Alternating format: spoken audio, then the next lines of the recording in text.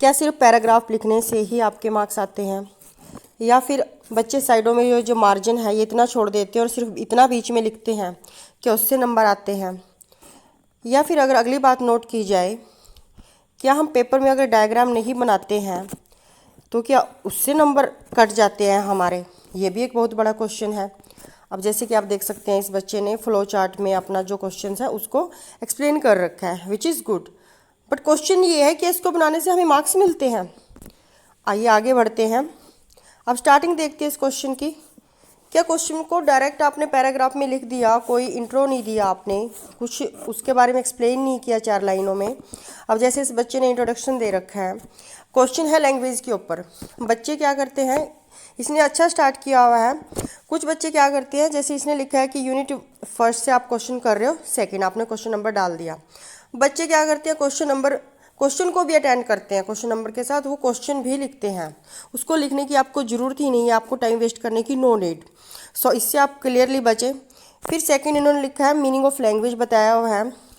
अगली बात है कि क्या अगर आप फ्लो चार्ट में अपने आंसर्स लिखते हैं, जैसे कि इस बच्चे ने बना रखा है, कि आपको तभी मार्क्स मिलते हैं? जी बिल्कुल, फ्लो चार्ट्स में अगर आप अपने आंसर को एक्सप्लेन करते हो, हालांकि बात तो इक्वल ही है जैसे कि इस बच्चे ने फ्लो चार्ट में एक्सप्लेन कर रखा है, बट डिफरेंस क्या है, एग्जामिनर के पास इतना टाइम नहीं है कि वो एक एक लाइन को, एक एक अक्षर को पढ़े। वो सिर्फ देखते ही, कीवर्ड्स को देखते ही पहचान जाते हैं कि बच्चे को कितना आता है। तो जैसे कि इस बच्चे ने एक्सप्लेन किया है, ये एक गुड पॉइंट है और नोट करने वाला पॉइंट है कि बेसिक लगता है कि आपको यहाँ पर फ्लो चार्ट नहीं बनेगा, बट आपको फिर भी बनाना चाहिए। अगला पॉइंट है क्वेश्चंस को आगे फिर आपको पॉइंट्स में एक्सप्लेन करना है, जैसे इस बच्चे ने कर रखा है। पॉइंट्स में एक्सप्लेन करने का मतलब ये नहीं है कि पॉइंट्स को भी आप एक पैराग्राफ के फॉर्म में ले आओ। अब जैसे इस बच्चे ने एक्सप्लेन कर रखा है, ये सब हेडिंग डाल रखी है इसने, ठीक है, फिर इसने आगे इसको एक्सप्लेन कर रखा है, ये ठीक है। बच्चे क्या करते हैं, पॉइंट्स में भी बना दिया, बट पॉइंट्स के ही पैराग्राफ बना दिए, तो वो भी देखो एक नेगेटिव इफेक्ट डालता है एग्जामिनर के ऊपर। अगली बात है कि आपने जो क्वेश्चन लिखा है, क्या आपने उसका कंक्लूजन लिखा है? अब जैसे इस बच्चे ने इस क्वेश्चन का कंक्लूजन दे रखा है। कंक्लूजन बीएड के पेपरों में तो बिल्कुल मस्ट है। कंक्लूजन में लिखना क्या है, कंक्लूजन में आपने जो क्वेश्चन अटेम्प्ट किया है, आपकी अपनी राय क्या है, आप क्या सोचते हो, उसका एजुकेशन में क्या इफ़ेक्ट है, क्या निचोड़ निकलता है, आप क्या सोचते हो, वो अपने विचार आपको कंक्लूजन में यहाँ पर नोट डाउन करने हैं 5-6 लाइन के अंदर। ये नहीं है कि 2-2 पेज का आप कंक्लूजन ही लिखे जा रहे हो, वो भी एक नेगेटिव इफेक्ट हमारे एग्जामिनर के माइंड के ऊपर डालता है।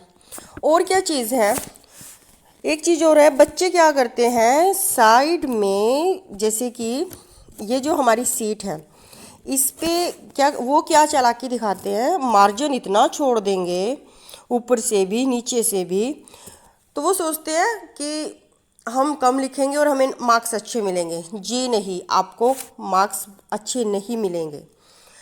अनदर पॉइंट ये है कि आप पेपर में जब आपका एक क्वेश्चन कंप्लीट हो जाता है, उसके बाद आप 2 लाइनें छोड़कर और उन दोनों लाइनों के बीच में आप एक लाइन लगाइए, ठीक है, ऐसे इस तरीके से एक लाइन लगाइए ऐसे कि एग्जामिनर को पता लग जाए कि नेक्स्ट क्वेश्चन स्टार्ट हो गया, और कोई भी ऐसा क्वेश्चन आपका अनचेक ना छूटे कि एग्जामिनर की नज़र ही ना उस पर जाए। उसके बाद क्या आता है कि हैंड राइटिंग, जैसे कि आप देख सकते हैं इस बच्चे की हैंड राइटिंग ठीक है। कुछ बच्चे बिल्कुल इतनी गंदी हैंड राइटिंग लिखते हैं कि आपको आता पेपर सारा है, बट आपने जो प्रेजेंटेशन हैंड राइटिंग के द्वारा दी है वो आपके मार्क्स, अगर आपको 13-14 मार्क्स भी मिल रहे हैं तो 10 पे 9 पे लेकर आ जाता है। सो इस चीज़ से भी आप बचें। अनदर पॉइंट हम नोट करेंगे कि जो मेन वर्ड्स हैं पेपर में, जैसे कि हालांकि इस बच्चे ने नहीं किया है, अगर करती तो इसको और भी अच्छे मार्क्स मिलते। जो भी जैसे ये लाइन दे रखी है, इसमें कोई भी जैसे हमारा जो की वर्ड है, ठीक है, हम उनको हाईलाइट कर सकते हैं। और दूसरा, इसने पॉइंट्स में बनाकर लिख रखा है, बट इसने सब हेडिंग को कहीं पे भी हाईलाइट नहीं किया है, जो कि बिल्कुल मस्ट है कि आपकी जो हेडिंग है, जो आपने सब हेडिंग डाली है, जो मेन हेडिंग डाली है, उन सबको आपने अंडरलाइन करना है, बिल्कुल साफ लाइन लगाते हुए।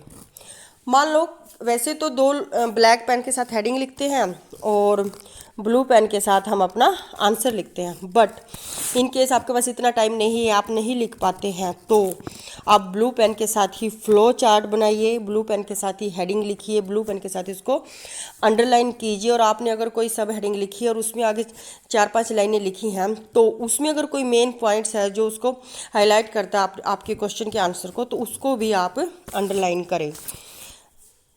इसके बाद मैं आपको एक चीज़ और बताना चाहूँगी, जैसे कि एक मेन पॉइंट हमारा यहाँ भी नोट करने लायक है कि जैसे इस बच्चे ने स्टार्टिंग में अपना ये क्वेश्चन इसने स्टार्ट किया है, तो इसने साफ साफ लिख रखा है। पहले इसने इंट्रोडक्शन दिया है, फिर इसने मीनिंग ऑफ लैंग्वेज दिया है क्योंकि लैंग्वेज के ऊपर क्वेश्चन है। इसके बाद इसने डेफिनेशन दी है। देखो इसने कहीं पे भी अंडरलाइन नहीं किया है, जो कि मैंने अभी बताया, अंडरलाइन सब हेडिंग को, मेन हेडिंग को करना मस्ट है। एग्जामिनर इन्हीं पॉइंट से नोट कर लेता है कि बच्चे का लेवल क्या है, पेपर में वो क्या प्रेजेंट कर रहा है। और जो फर्स्ट थिंग है, जैसे इसका फर्स्ट पेज है, तो यहाँ पर आपको जैसे कोई आपसे गलत कुछ लिखा गया, उसको फर्स्ट पेज पे बिल्कुल भी कटिंग नहीं करनी है। और मेन चीज़ आपको हैंडराइटिंग का ध्यान रखना है। मैं ये नहीं कह रही कि आप बिल्कुल सुंदर हैंडराइटिंग लिखें, बट इतनी तो साफ लिखें कि एग्जामिनर समझ पाए। हैंडराइटिंग का भी है, जो एग्जामिनर है उनके माइंड पर इफ़ेक्ट पड़ता है आपने लिखी कैसी है। मुझे लगता है कि आज के लिए इतना काफ़ी है।